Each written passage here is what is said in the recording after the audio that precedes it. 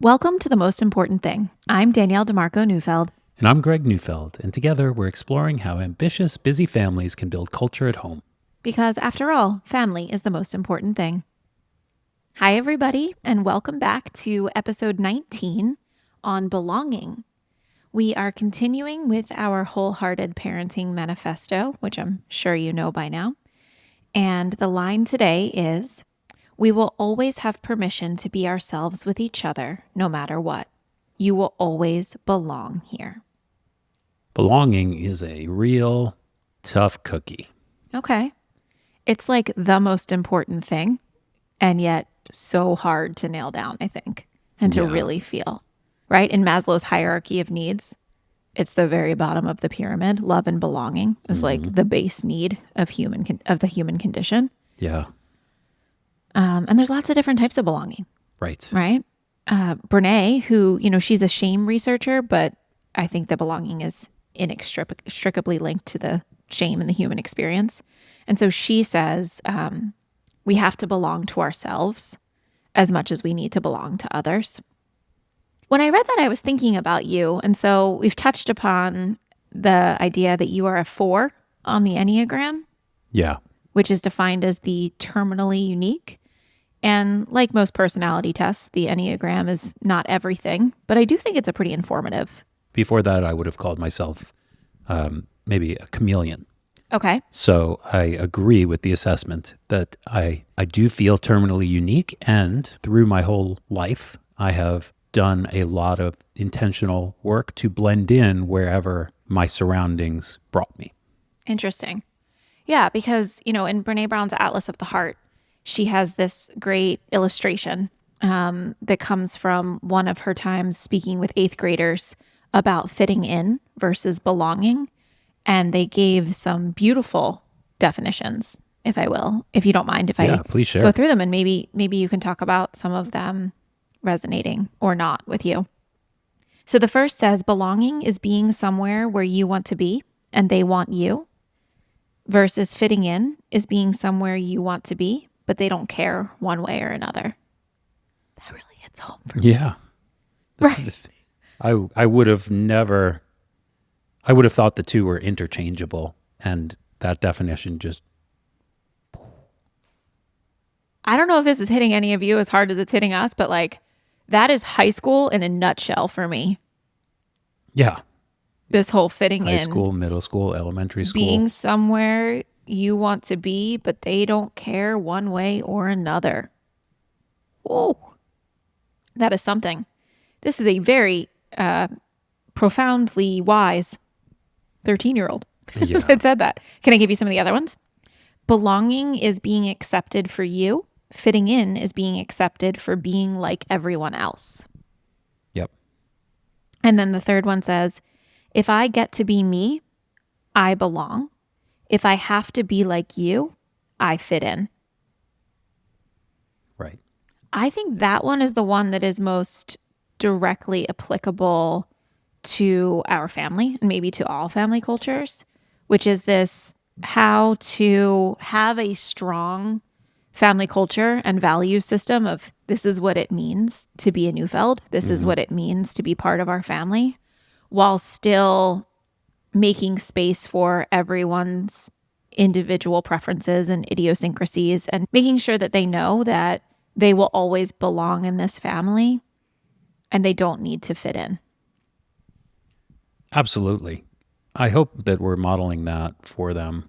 I think the trickier one is how to model belonging in the broader sense of the term, like outside of this family. Because but let's stay in the family for a little bit. So if we stay within the family, because I don't know if it's really the trickier one, because we have really, the first 8 episodes of this podcast have really given us a foundation for creating routines and rituals that set family culture, family meetings, family meals, family movement, etc. Yeah, right? That it really defines what to belong to. Yes, and making space for everyone to show up.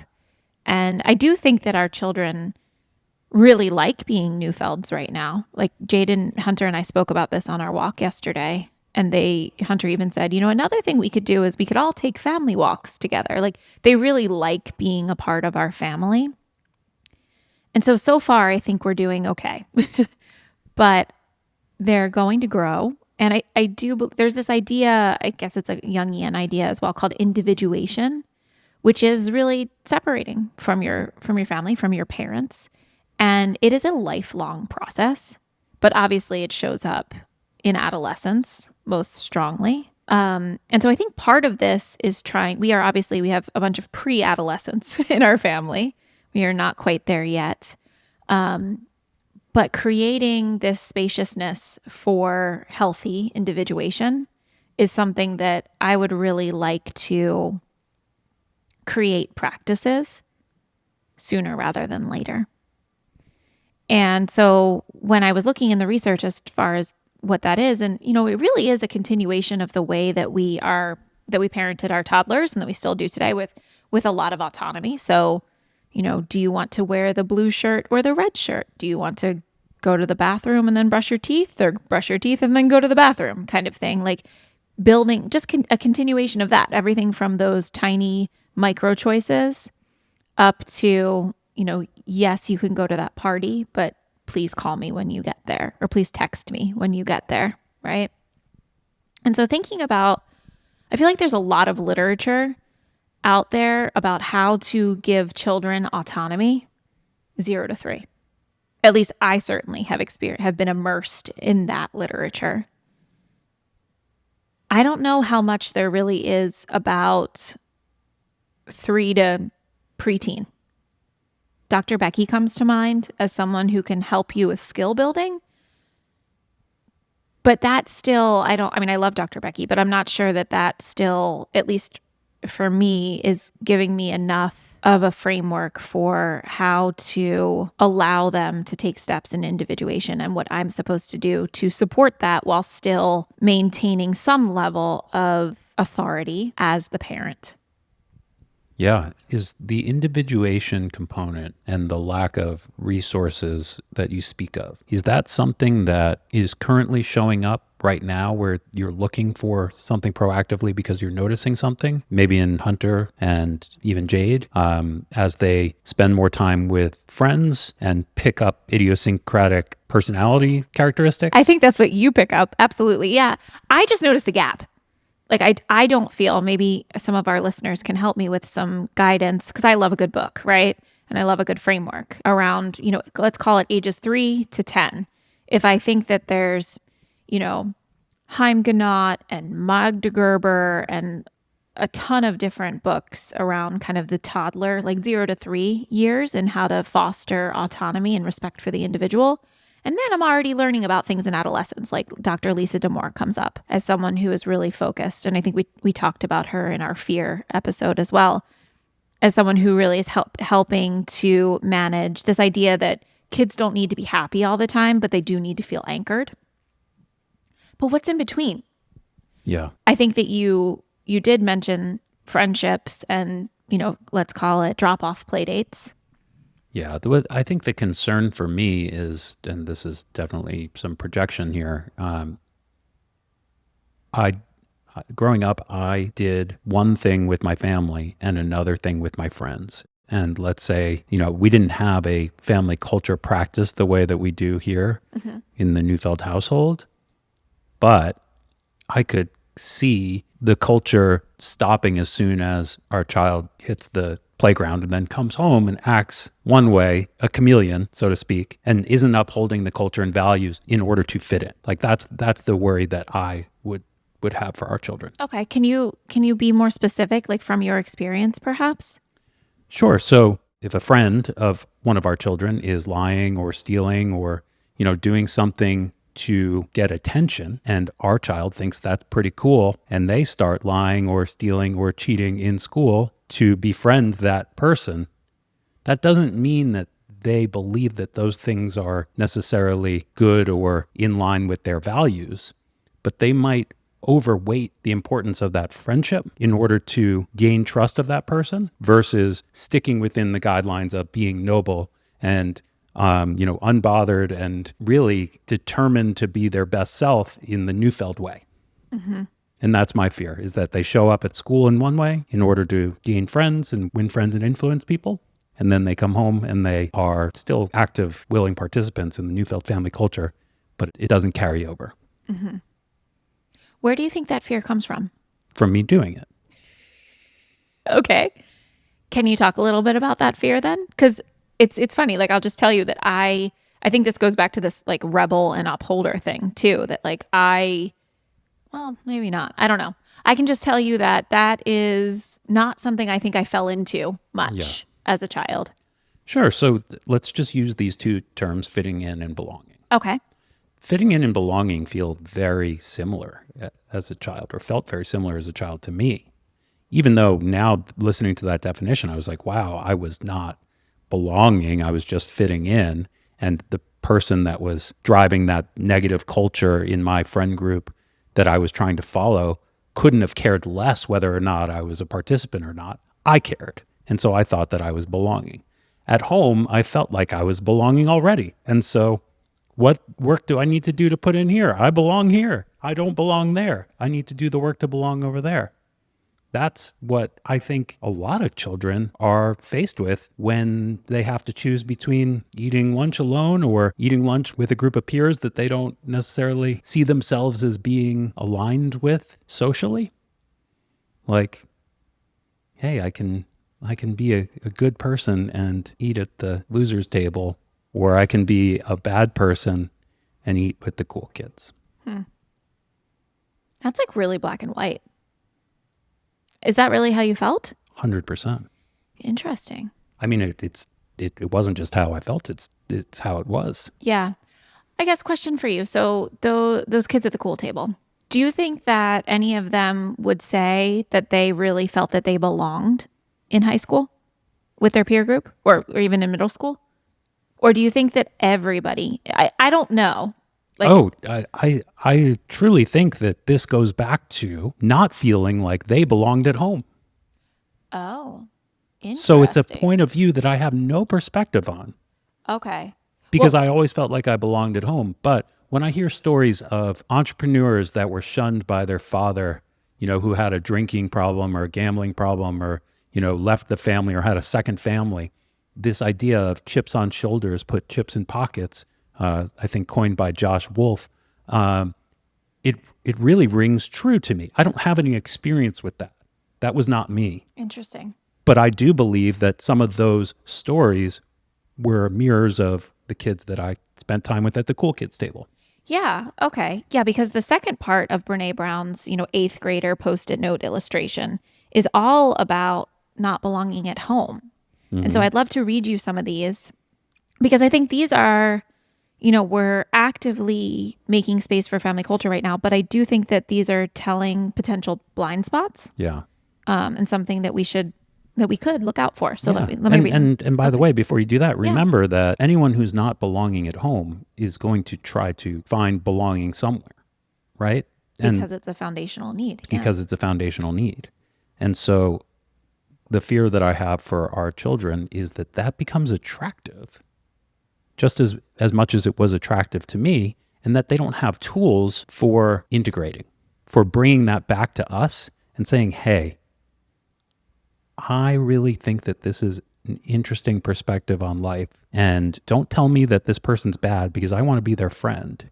But do tell me how I can go to sleep at night and uphold the Neufeld family values while also seeing and exploring this perspective that this person has on life that is new and interesting and different and kind of attractive to me. And I didn't have that. I had a black and white. It was like, okay, you can be friends with that person, but that's a bad kid. Yeah. And I fear that we may pass that along. Bingo.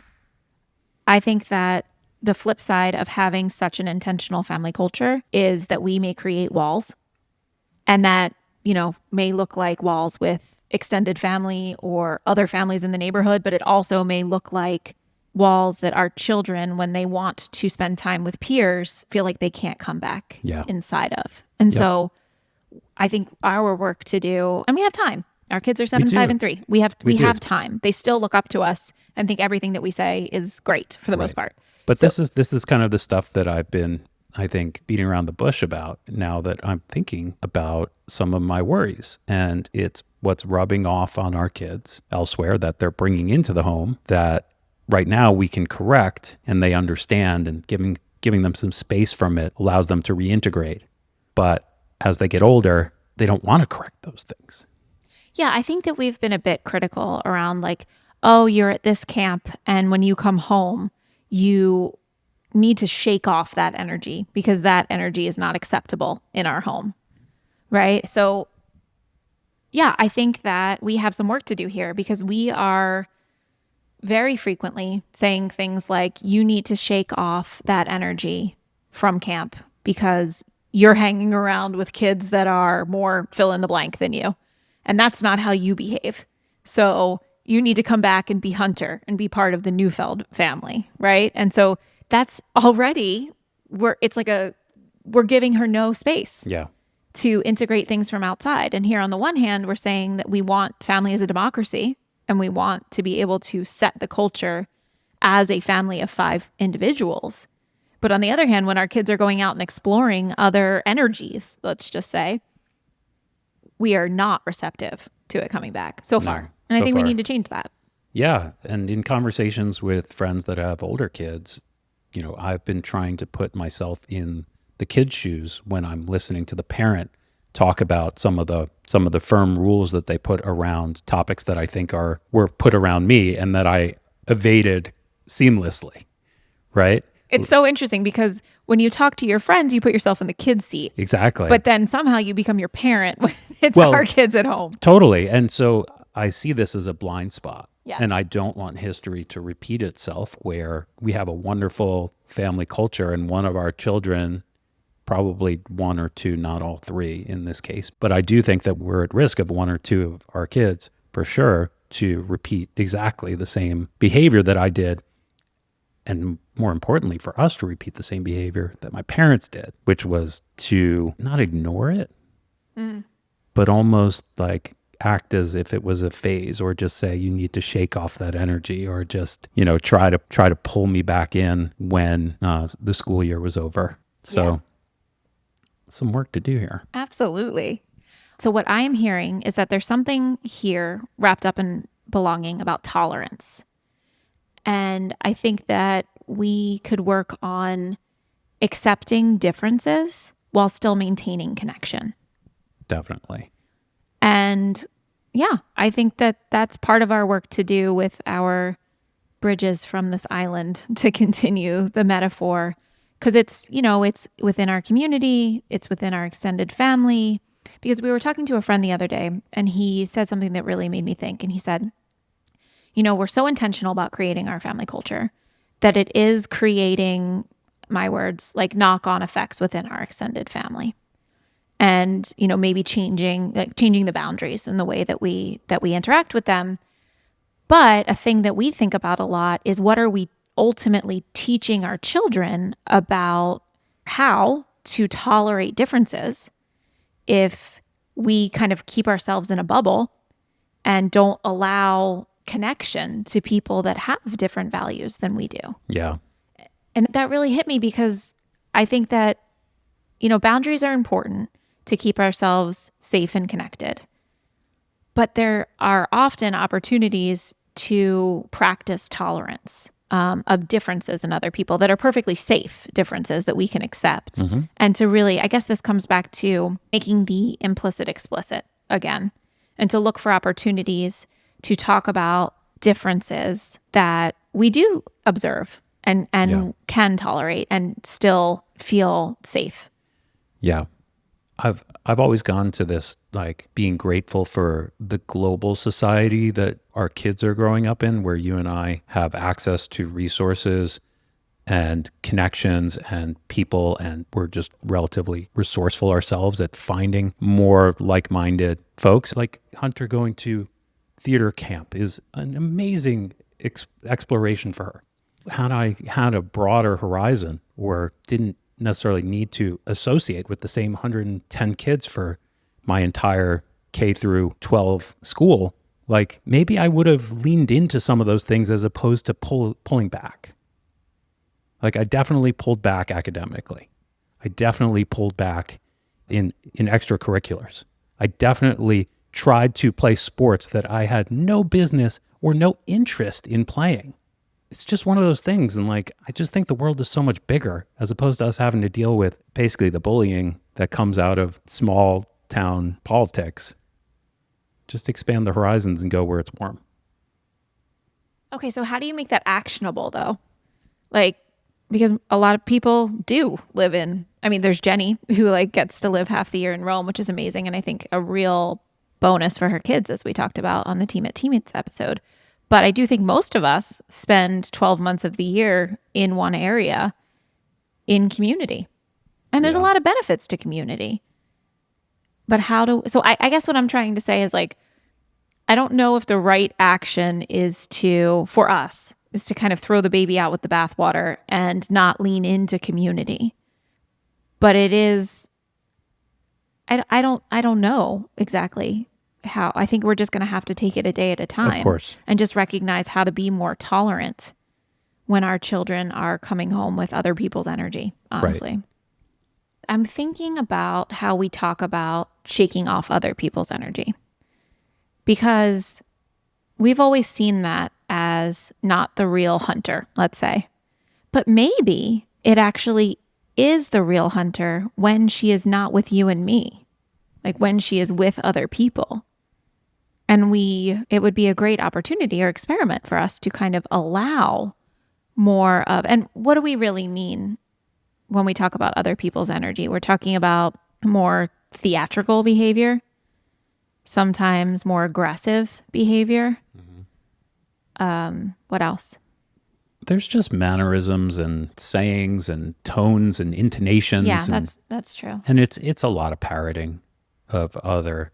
But I want to believe that she's navigating, that she's finding her way. Yeah. And that she's experimenting, as opposed to this becoming, like, I think you and I are really quick to like, that sounds like name insert ex-friend. It doesn't sound like you. And maybe, our work to do is to be a bit more tolerant of that as she navigates, not like really operating from a space of trust and love as opposed to a place of fear and worrying that she's, not going to uphold our values in some way. I don't know. I'm wondering if this "you belong here no matter what" is the right vibe. Like, not that it's the wrong vibe, but is it the right one? Because the "you" needs to be defined a little bit more. I don't know. Can we talk about what these 8th graders said about their homes? Yeah. Because I think that this is what we really have to look out for. Sure. So, we talked about belonging versus fitting in, but then the things that they said are also not belonging at school is really hard, but it's nothing compared to what it feels like when you don't belong at home. And then they give some examples. Different kids say different things.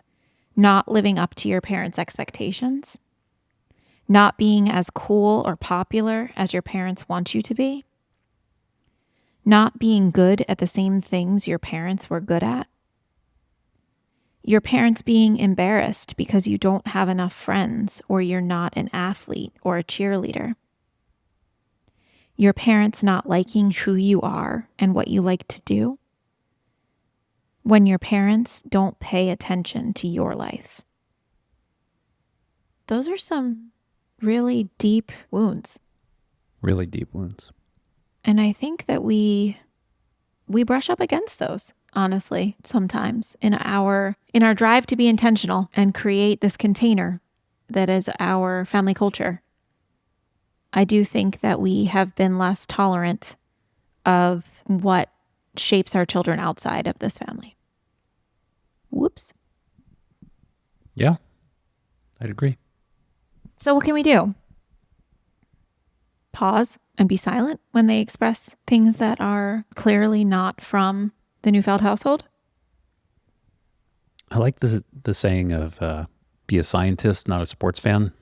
Okay. Where we're not necessarily rooting for an outcome here.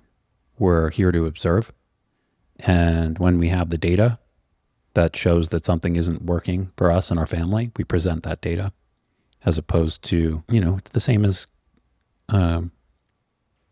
as we would with Maverick. We redirect now and we correct later, right? Like we observe and write down what we're seeing, and then we present our findings in a discussion In a curious way. in a curious way.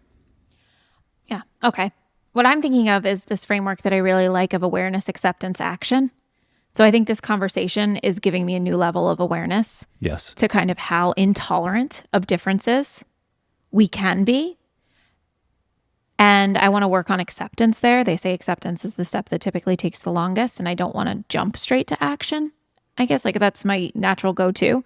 But I think we've explored some today around why we might want to foster this strong sense of belonging. I think a lot of it really, I'm kind of a blank slate, I have to tell you. Like I don't really have that many like memories around belonging in this age.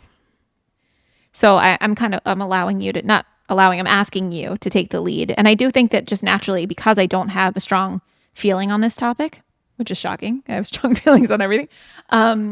That I do think that your experiences have really shaped the way that we think about peers and people outside this home. Is that fair to say? And so I think we have more awareness now on where that's coming from.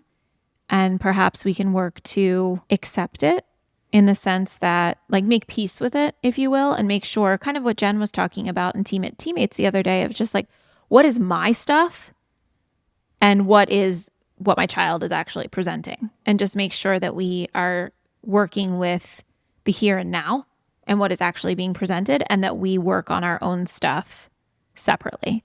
Yeah. Because I do think this is, as Hunter is getting older, she's the oldest, so she's the one that's getting older, this is the time where you may start to have a lot of feelings about how she interacts with the world, and then comes back home to the family.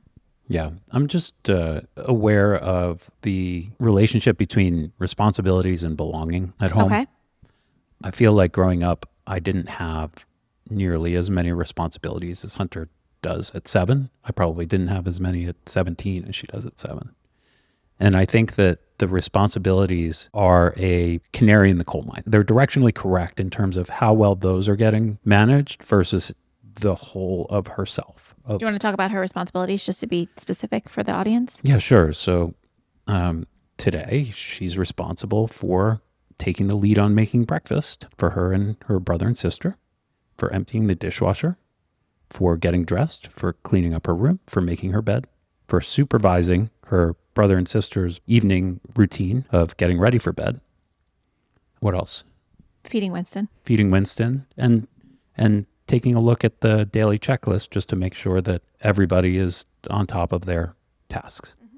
I'm throwing in a couple of new things as they show up for me, because around her age, maybe a little bit older, I wanted to have my own money. And cash today is kind of silly for a child to hold on to, easy to get lost, hard to keep track of. So I got her a credit card, and it's an easy thing to change the setting in the Robinhood credit card app to give her $63 that she has. Because that's what she earned in her pet care business? Because that's what she earned in her pet care business on that card. And I want to keep giving her these little responsibilities that show that we trust her, but also that give us the ability to monitor and make sure that that trust is deserved. Right? So like, I'm a big proponent of what Uber's doing with their Uber teen accounts. Like, she'll be the first to have it of her friends. I just want for our kids to know that they belong, and that those responsibilities that they have are not just to us, but to themselves. Because if we see some of those going, I do believe that's a sign of a bigger problem. Absolutely. It is. Like, there are days when she resists her chores. There are days when she is joyful about her chores and she goes about them like Cinderella. And then there are days where she kicks and screams against them. They all do. They all do. I mean, Maverick in particular, he has like just a few chores to do. And many times I actually think it's too few because he really fights against them. And that really says a lot about what is going on in his brain as opposed to the actual putting the plates in the dishwasher. Yeah. So we've talked a lot about belonging, and what I'm cautious of is, in order for it to be true belonging, I think we might need to be a little bit less strict with our definitions of what it means to be a part of this family. Because I do believe that the most important thing about belonging is that we have to belong to ourselves as much as we need to belong to others. And so I want us to caution ourselves against this idea that we've created such a strong culture between the two of us, because you and I are very simpatico, that the children have to fit in and adhere to our expectations in order to belong in this family. Yeah. Belonging should be a dialogue about what it means to belong. It's not our way or the highway. We have a lot of grounded believability when it comes to certain topics, but I don't know what's going on in the school, and I don't know what is going to happen as our kids enter those formative years. But I want to know. And I didn't tell my parents what was going on. I'm raising my hand because I have a burning desire over here. Please. Family stories. Can you proactively just start telling them about what you experienced in adolescence and pre-adolescence? Because this would be a great way to kind of get ahead of it and name your fears through story. Absolutely. And just share kind of what you understand what I'm saying. Yeah. Share your experience and kind of how you felt and maybe what you would do differently or just what happened. Yep. And what it means to you, right? From our family stories episode. So don't just share what happened, share the meaning behind it. Yeah. And that is, I think, a great way to make the implicit explicit and name this tension, this fear that you have about our children. I mean, I share too, but that really comes up for you about how our children are going to navigate inside and outside of this family. Yeah. Either that or I'm going to dress up like Steve Buscemi did in 30 Rock and show up at high school and be like, hey, kids. Oh my God. No. Just talk. Yeah. Just talk to our kids. Yeah. Okay. I think it's a lot. It's a lot of stuff. It's I feel seen in a uncomfortable, me too. I feel seen in a there's some work to do here kind of way. Me too. Which is good. It is which good. is progress. Which is progress. Yeah. Okay. All right. Belonging. I'm grateful that you have always made me feel like I belong. Right back at you. Now we have to figure out how to make sure that the new Fitos feel that way as well. Mm-hmm. Okay. Indeed. Great. Love you, Goosey. Love you, Goosey. Hey guys, if you're still here, you're definitely our kind of person. Thanks for spending this time with us on the most important thing. If this episode resonated with you, we'd love for you to follow us wherever you get your podcasts and share it with someone else building family culture on purpose.